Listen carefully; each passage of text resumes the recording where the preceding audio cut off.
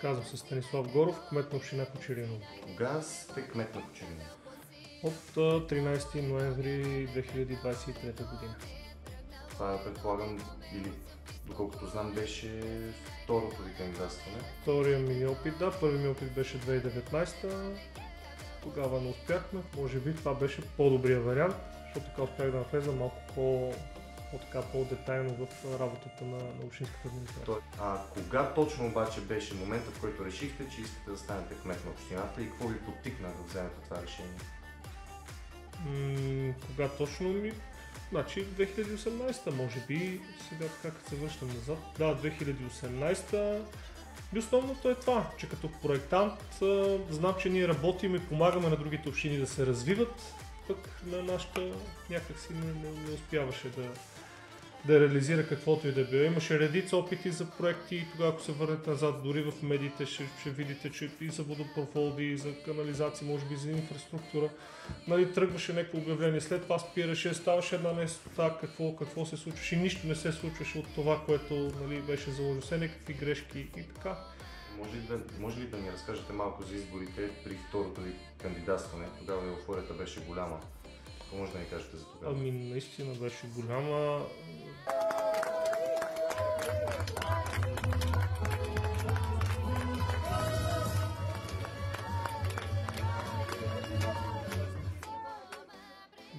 Сериозни избори бяха, наистина ни беше много трудно. С редица проблеми се случвахме, се сблъсквахме с редица, неверна информация, която излизаше спрямо нас. Знаете, нашата кампания беше изцяло толерантна към всички. Ние не сме нападали ни. Просто излизахме, казвахме си нашето виждане как трябва да се развива общината и това беше. Нападахме, не обиждахме и така не клеветехме. Не, че не е имало за какво. То е най-лесно предишния кмет да тръгнем да го нападаме. Но ние решихме, че може би по-добре ние да изпъкнем с това какво можем да дадем, а не с това колко можем да оплюваме някой преди това. Точно това исках и да те попитам, защото искам да ти видя ти как се чувстваш отвътре, защото ти отвън изглеждаше точно когато вече беше решено, че ти си кмет, всички излязохме на улицата, имаше голям като митинг, така да го кажем, празненство. Ти изглеждаше някакси много шокиран. Какво ти вървеше в главата тогава? Как да кажа, когато се изправиш срещу нещо толкова голямо, има една доза съмнение. Дали това, което се случва е истина и да, шока беше голям за нас. Какви проекти планирате за развитие на пътната мрежа и инфраструктура в селските райони? Сега, първо, пътната инфраструктура за момента по-на заден план. Знаете, във всяко населено място имаме проблем с водопровода. Той постоянно аварира, в летните месеци почти няма вода никъде, дори да дойде, авариите са на ден прекалено много, постоянно се налага да се спира, да се пуска вода. Затова по-скоро съм се насочил към ВиК сектора. До този момент имаме в момента дори се провеждат поръчки за водопровод на Бараково, частичен подмяна на водопровод за Бараково, Пороминово и Кочериново. До края на мандата със сигурност ще направим минимум проектите за всички населени места относно ВиК сектора. Тоест проблемите, които сега има общината с водата, до тогава може би ще бъдат минимални. Да, сега държавата определи един бюджет на нашата община, с който ние може да се възползваме. Точно той е свързан в инфраструктурите, подземна, наземна, и ние сме насочили там нашите проекти. Надяваме се да сключим съвсем скоро споразумение. Процедурите са към самия край и до края на годината може би да почнем и строителство на трите населени места. Задължително ще наблегнем повече на ВиК сектора. Първо ще почнем от големите села, за да предотвратиме загубите, като така не е регламентирано с ВиК оператора, който много пъти сме провеждали срещи. Загубите са ни много, може би повече от 60%. на заден план е пътната мрежа, но все пак има ли някакви... Има, разбира се, след като направиме водопроводите, там където бъдат подменени водопроводите, веднага ще почнем проектиране на пътищата ни, цяло асфалтиране. Но ако не оправиме подземната инфраструктура, не си заслужава да асфалтираме, защото веднага ще бъде разкопана. Тоест има ред. Водопровод, след това пътищата, че няма да стане. Да. То е най-хубаво воден цикъл, но в момента много е трудно. Ние сме малка община и канализацията така ни е по-трудно да я реализираме.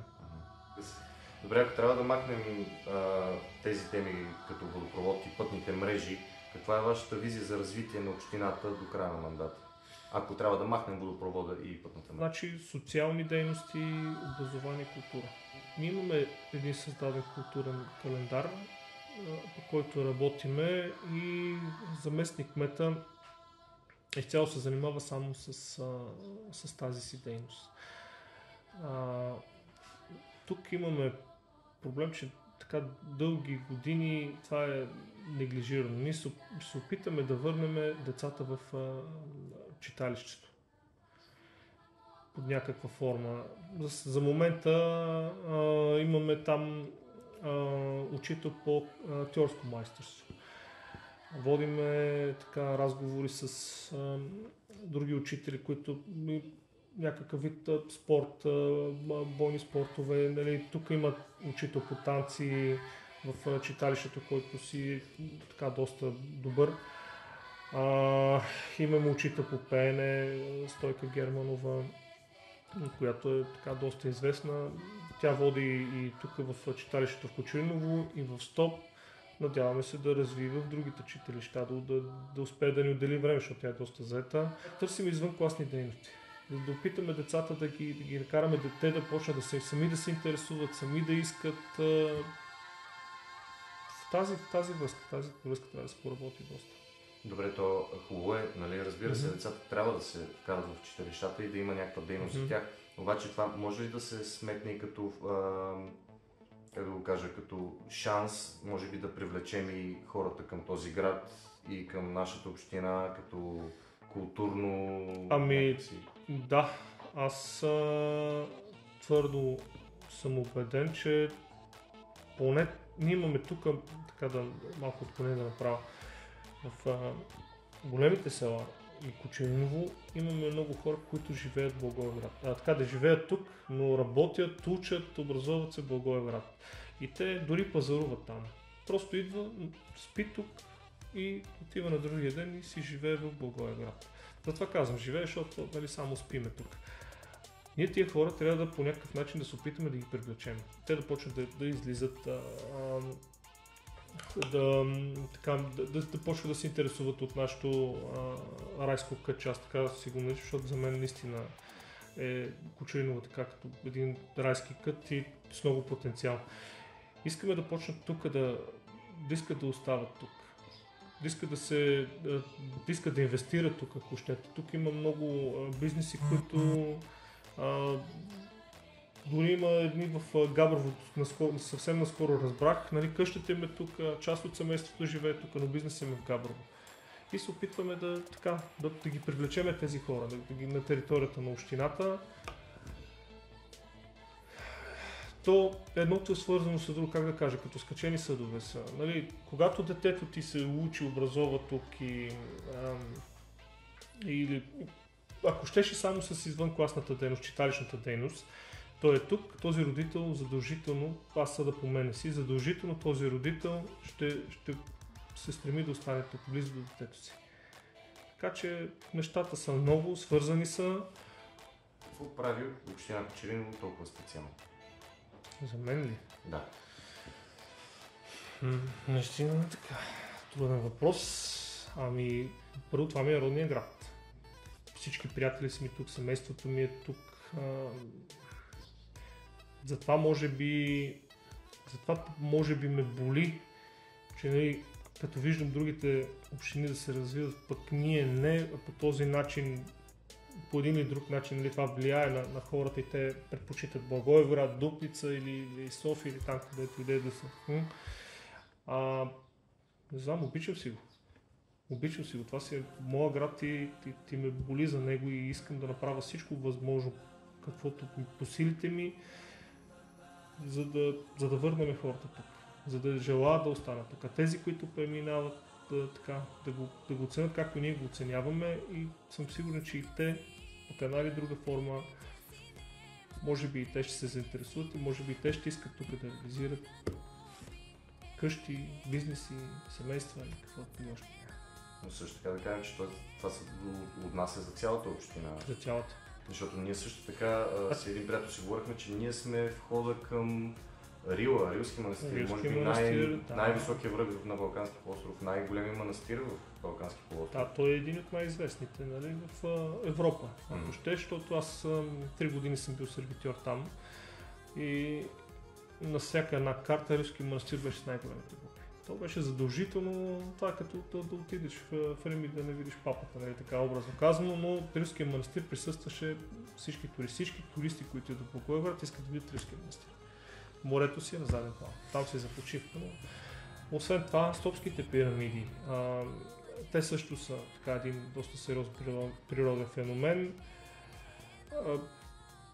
Тук имаме идея, нали, да направим, кандидатстваме по една програма, още предишното ръководство с главния архитект се опитваха по една програма трансграничните сътрудничество да възобновим моста на Бараково, който знаете, че това е било граница между Турция.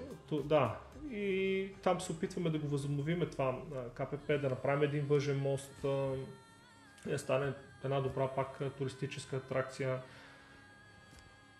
Има и други. На Мурсалево, знаете, неолитното селище. В Пороминово пак са направи едни разкопки. Там работим по въпроса да ги възобновим, нали, да направим нещо с община Благоевград. Дори работим един съвместен проект. Разработваме всъщност. Да направим нещо като туристическа пътека, която да тръгва от Благоевград, да минава през Дъбрава, Стопските пирамиди, Пороминово, Бараково, Благоевград. Да го направим така, нали, интересно. Добре, т.е. искаш да кажеш, че с всички тези атракции, туристически и цялото корито, така да го наречем, защото тук е много красиво, можем ли да кажем със сигурност, че най-доброто те първо предстои?